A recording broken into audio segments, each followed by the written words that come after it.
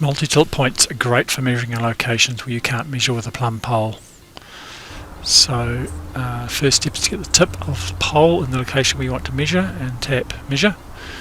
The first point is measured and then the system tells you to move the antenna, and then it waits for you to hold it stationary, and once it's detected it's stationary it takes a second measurement. Then it will tell you to move the antenna again. For the third measurement, again it'll wait till the pole is stationary, then it will measure that point, and at the end of the third measurement it will tell you the precisions and give you the option to store the point. Of course, if you have an R12i you can just do a single measurement, but if you don't have an R12i, you have an R12 or an R10, then this is perfect for getting into those tough locations.